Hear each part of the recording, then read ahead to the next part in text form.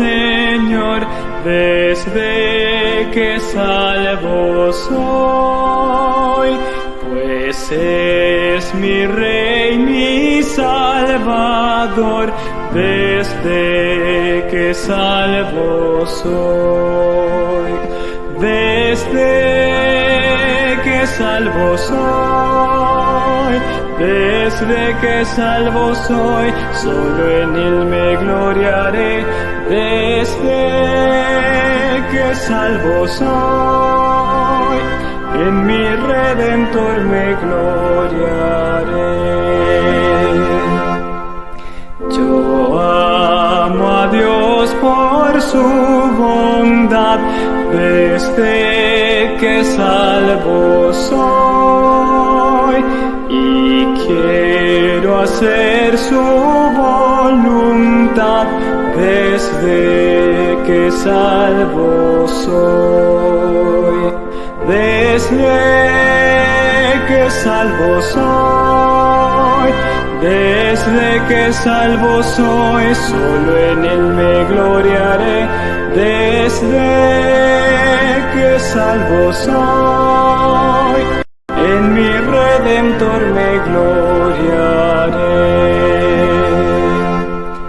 Un gozo tengo que sin par, desde que salvo soy, a Cristo alabo sin cesar, desde que salvo soy, desde que salvo soy, desde que salvo soy, solo en Él me gloriaré, desde que soy, en mi Redentor me gloriaré. Yo tengo hogar al cual iré, desde que salvo soy, y allí seguro viviré, desde que salvo soy, desde que salvo soy, desde que salvo soy, solo en Él me gloriaré, desde que salvo soy, en mi Redentor me gloriaré.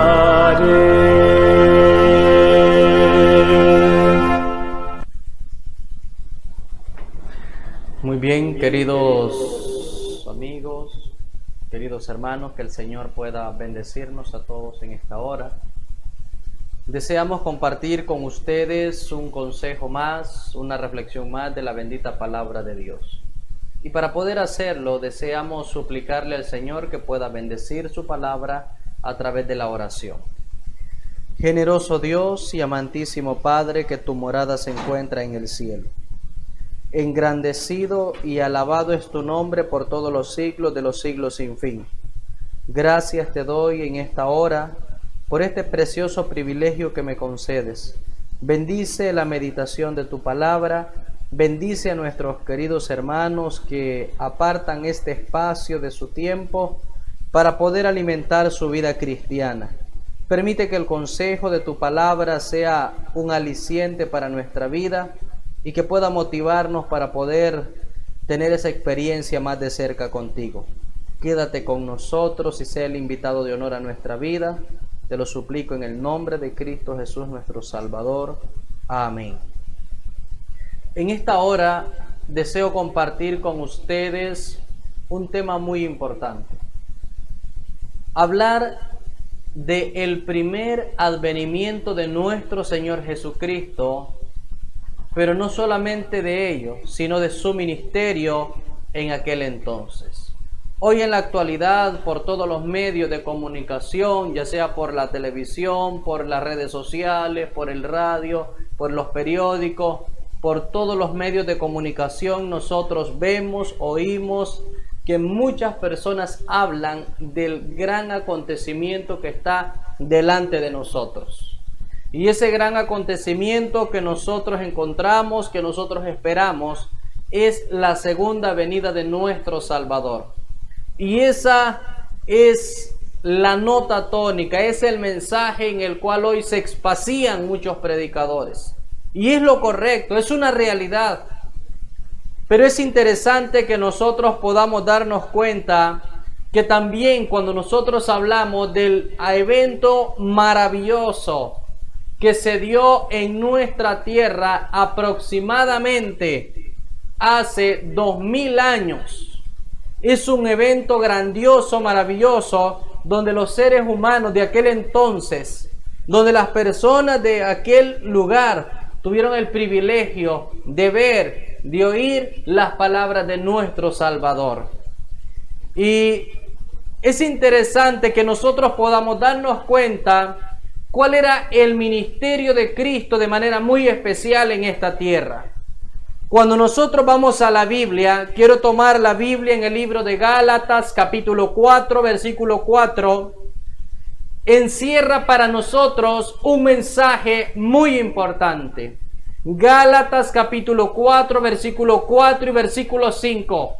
¿Qué dice el libro de Gálatas 4, 4 y 5? El texto bíblico dice: pero cuando vino el cumplimiento del tiempo, Dios envió a su Hijo, nacido de mujer, nacido bajo la ley. Versículo 5. El versículo 5 dice de la siguiente manera: para que redimiese a los que estaban bajo la ley, a fin de que recibiésemos la adopción de hijos. ¿En qué se centra o en qué se centraba el ministerio que Cristo, nuestro Salvador, venía a realizar en su primera visita a esta tierra? El registro bíblico en el libro de Gálatas dice que Dios es un Dios que tiene todo bajo control. Es un Dios que ha señalado tiempo y espacio para cada uno de los acontecimientos proféticos que se han de desencadenar en la historia de esta tierra. Y entre esos acontecimientos proféticos nosotros encontramos el más grande y mayor acontecimiento que era esperado en el tiempo pasado, y era la venida de Cristo a esta tierra. Ese era un acontecimiento que muchos profetas, muchos siervos de Dios hablaban de ese acontecimiento. Y el libro de Gálatas, el apóstol dice: mas venido el cumplimiento del tiempo, Dios envió a su Hijo. Y el ministerio de Cristo se centraba, resumido ahí, para que redimiese, para que salvase a los que estaban, dice el texto bíblico, bajo la ley, bajo la esclavitud. Es interesante que nosotros podamos tener en cuenta que la venida de nuestro Salvador a esta tierra por primera vez era importantísima y era necesaria. ¿Por qué era importantísima? ¿Por qué era necesaria? Porque nosotros conocemos la historia de Adán y de Eva. Nosotros conocemos del capítulo 2 del libro de Génesis que dice que Dios creó a dos, a Adán y a Eva, y los tomó y los puso en un lugar especial.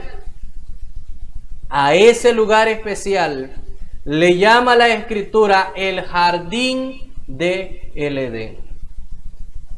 En ese lugar existía de todo lo que ellos necesitaban para vivir. Tenían a su alcance todo lo que ellos pudiesen desear. No había nada en ese lugar que ellos no fuesen a necesitar.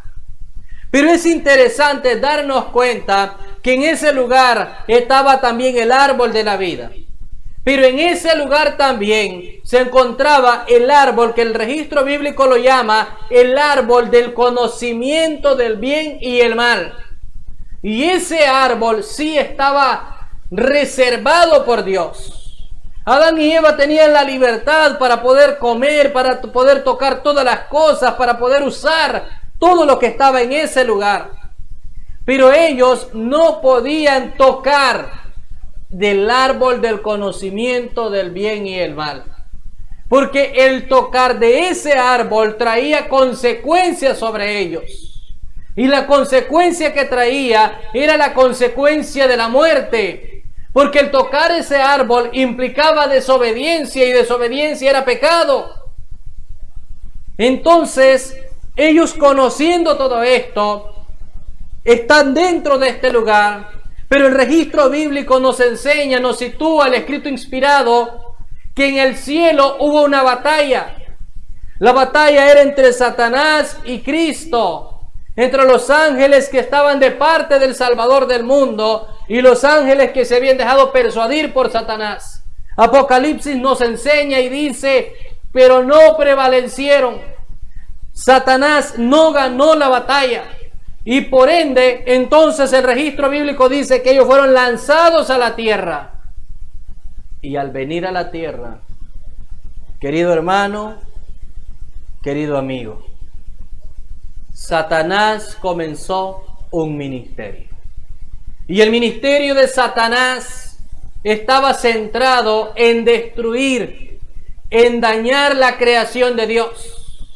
Ahí estaba centrado el ministerio de Satanás, en dañar la obra maravillosa que Dios acababa de hacer, la tierra, a sus habitantes. Y es por eso que entonces Satanás comenzó a buscar todo tipo de medio, forma para poder acercarse a la primera pareja. Y la forma que encontró, de acuerdo a lo que nos enseña el libro de Génesis, capítulo 3, es a la serpiente. El registro bíblico de Génesis capítulo 3, versículo 1 dice, mas la serpiente era más astuta que todos los animales que Jehová Dios había hecho. Y es a la serpiente que Satanás usó como medio para poder acercarse a Eva. Aprovechó de Eva cuando estaba en un momento lejos de su esposo, frente al árbol del conocimiento del bien y del mal, y se dirigió a ella y comenzó a conversar con ella, a dialogar con ella, a despertar en Eva la inquietud y la curiosidad. Y de esta manera entró en conversación hasta que despertó por completo el deseo de Eva de conocer en realidad qué era aquel fruto, qué sabor tenía, qué efectos tenía sobre la vida de las personas, del ser humano, su cuerpo. Y el registro bíblico nos está enseñando que Eva no solamente vio, Eva tomó, comió, y no solamente comió, cuando no sintió en ese momento mayor problema en su cuerpo, ella se dirigió hacia su esposo, se convirtió en la tentadora de Adán. Y Adán también tomó y comió. Y es hasta entonces, hasta ese momento, cuando los ojos de ambos se han abierto. Pero no quiere decir que los ojos de Adán y Eva estaban cerrados, sino que Adán y Eva eran cubiertos con un manto de luz, la pureza de Cristo, la obediencia perfecta, la santidad con la que ellos habían sido hechos, no les permitía ver su condición de desnudez. Pero en este momento los ojos de ellos se abrieron porque ahora eran desobedientes, eran pecadores. Y lo primero que contemplaron es su desnudez. Ya no eran personas que no tenían conocimiento de lo que estaba en su condición. Y ahora es interesante que nosotros podamos darnos cuenta que esta desobediencia trajo graves, oiga bien, graves y grandes consecuencias sobre nuestra tierra. Trajo consecuencias en la naturaleza, trajo consecuencias para el hombre, trajo consecuencias para la mujer. Hay un texto en el libro de Romanos que vamos a leer, capítulo 5, versículo 12. Quiero invitarlos a que podamos leer todos juntos lo que dice el libro de Romanos, capítulo 5, versículo 12. Romanos 5:12 dice el texto bíblico: por tanto, como el pecado entró en el mundo por un hombre, y por el pecado la muerte, así la muerte pasó a todos los hombres, por cuanto todos pecaron.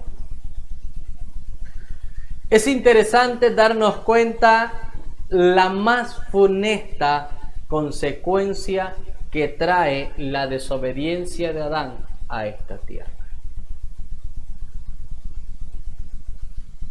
Antes de la desobediencia, en el jardín del Edén, no se conocía la muerte. Vea qué interesante. Antes de la desobediencia, en el jardín del Edén no se conocía la muerte de nada. No había muerte de animales, no había ni tan siquiera una hoja de un árbol que se secase, una flor que se marchitase. No existía nada de eso.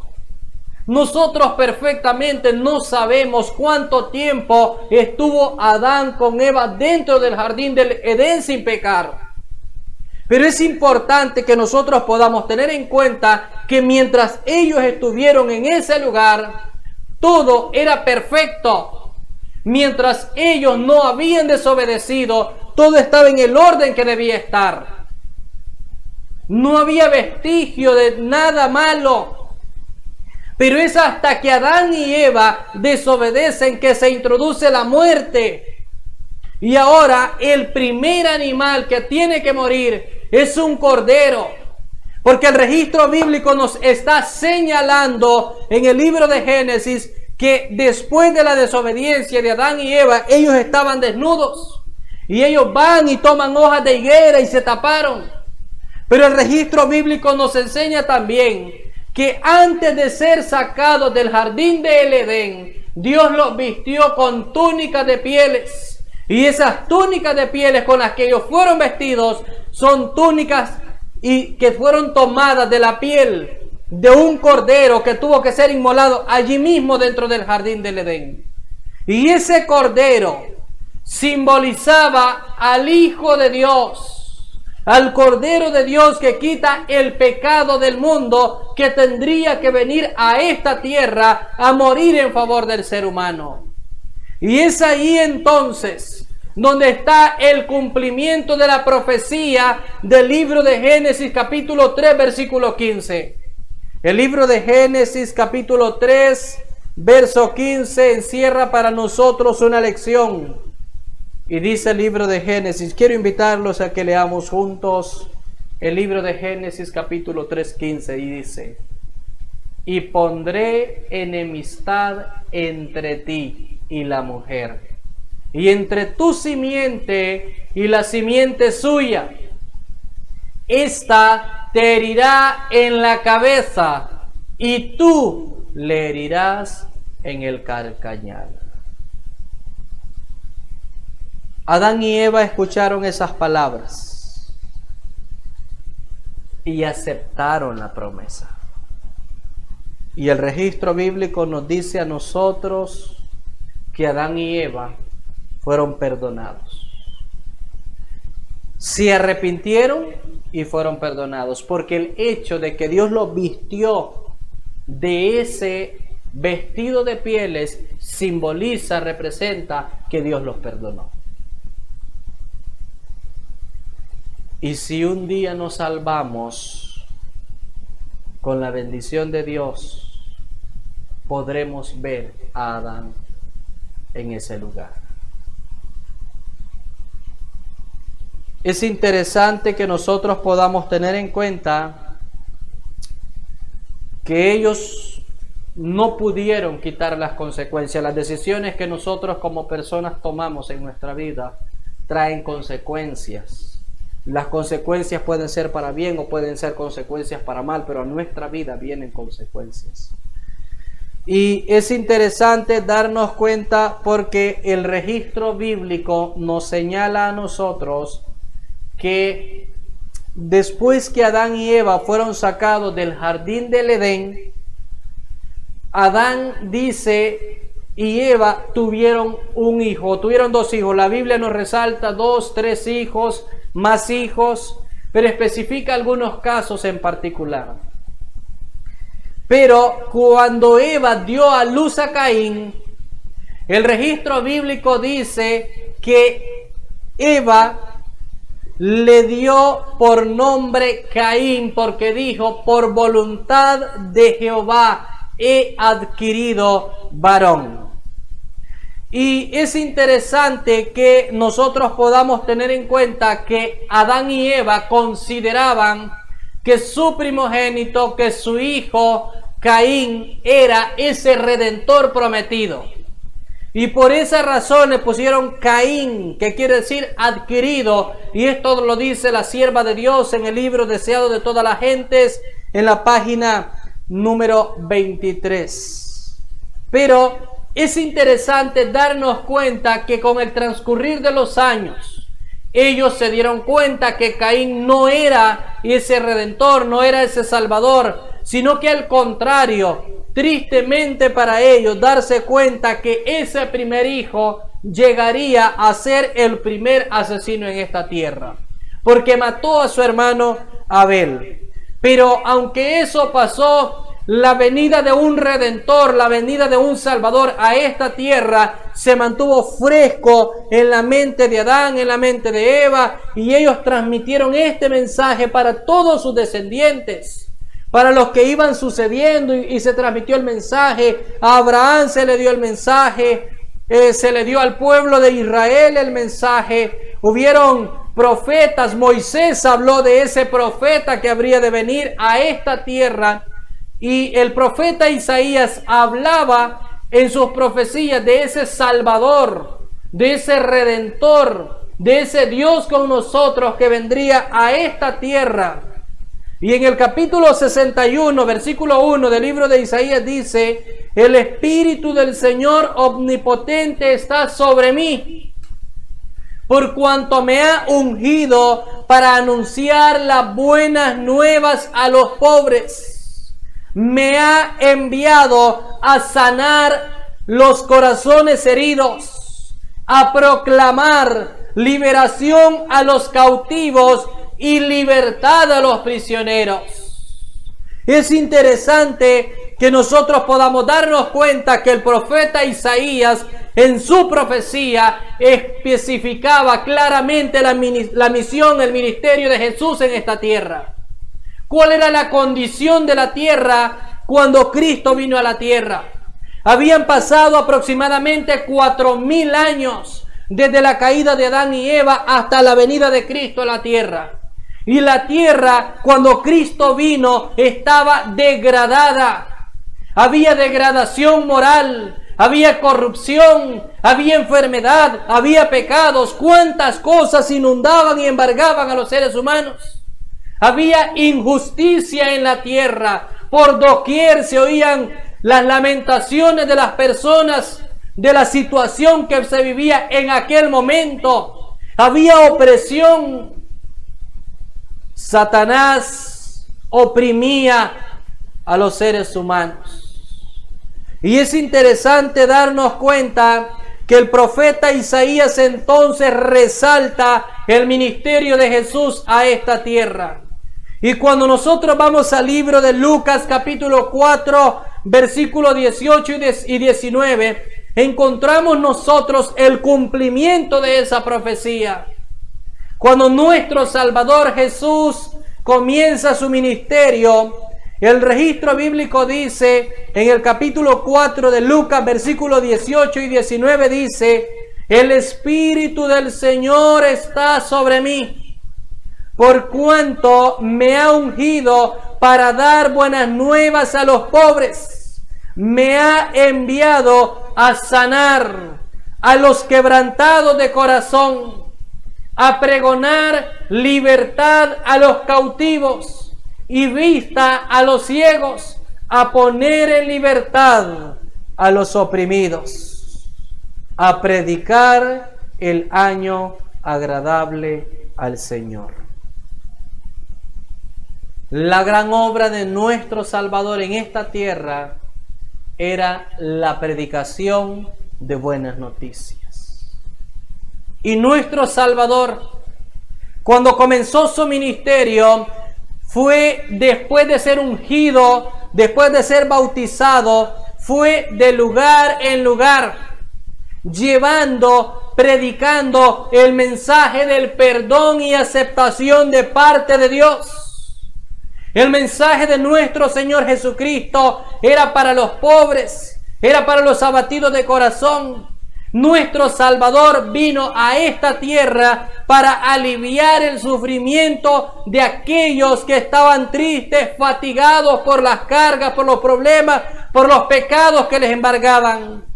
Nuestro Salvador en aquel tiempo como en la actualidad es el gran médico que vino a sanar los corazones y las almas de los seres humanos. Los que se entregan al pecado se convierten en sus cautivos y esclavos, y Cristo vino a libertar a los hombres de la esclavitud del pecado para hacerlos libres en él. Ahora yo quiero hacerle una pregunta a usted. Hay una declaración en la Escritura que dice que siendo rico se hizo pobre y habitó entre nosotros. Y vimos su gloria. La pregunta, querido hermano, querida hermana, querido amigo, es: ¿ha usted valorado el sacrificio de Cristo por los seres humanos? Cuando nosotros estudiamos la vida de Cristo, cuando estudiamos los escritos sagrados, nos damos cuenta que la vida de nuestro Salvador en esta tierra no fue fácil desde su mismo nacimiento. Porque cuando Él había nacido, nosotros encontramos que se dieron órdenes para buscar al niño, para matar al niño. Nosotros encontramos que Satanás le asedió con las más fieras tentaciones con las que el ser humano puede ser asediado por Satanás. Y Jesús salió vencedor. Y Jesús recibió en esta tierra cuántas cosas por amor a nosotros los seres humanos. La pregunta es: ¿he valorado ese esfuerzo y ese sacrificio? ¿Se ve en mi vida la vida de Cristo? Cuando nosotros leemos la Escritura, nosotros encontramos que es en Antioquía donde se le llama a los discípulos por primera vez. ¿Cómo se le llamaba? Cristianos. ¿Y por qué se le llamaba cristianos? Porque en su hablar estaba el amor de Jesús, el amor de Cristo Jesús. Debemos recordar aquel momento también cuando Jesús fue tomado para ser llevado ante el Sanedrín. Discípulos que le seguían, Pedro que iba detrás, quería ver. Unos que se acercaban y alguien le vio y le dice: tú eres uno de ellos. Tu forma de hablar, tu forma de ser, tú estabas con ellos, te he visto con ellos. ¿Por qué Pedro usó un lenguaje vulgar para negar a su maestro, como lo dice la Biblia? Porque todo lo demás expresaba que sí era un seguidor de Jesús.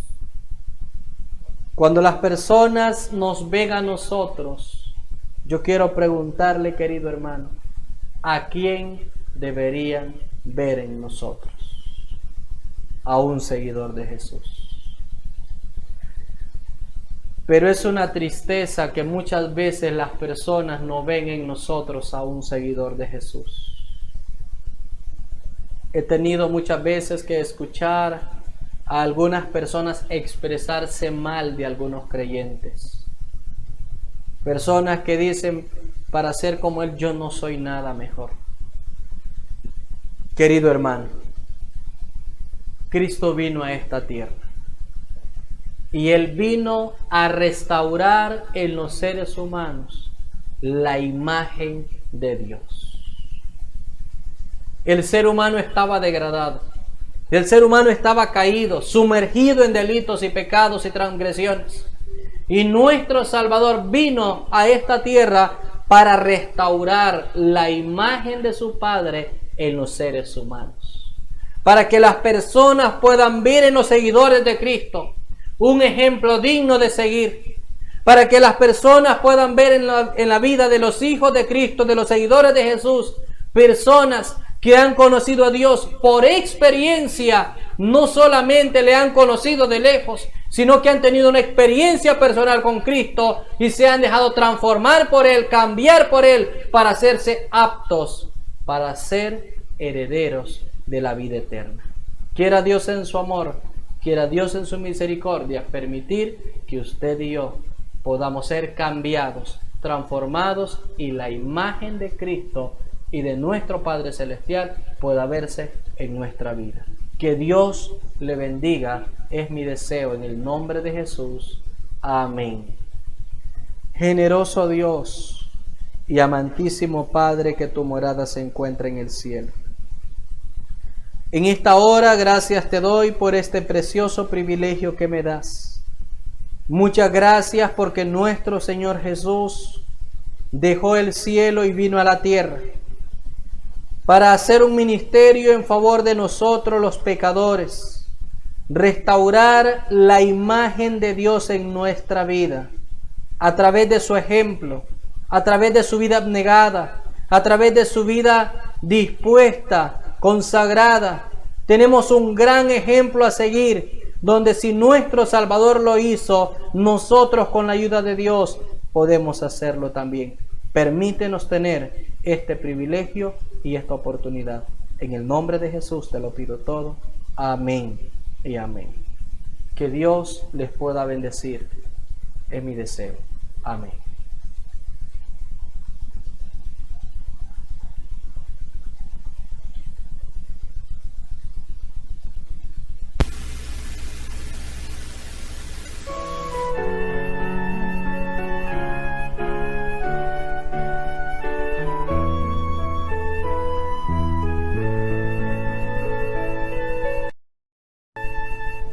Canto el gran amor de aquel que primero a mí me amó, pues dejó la gloria ya y en el Gólgota murió.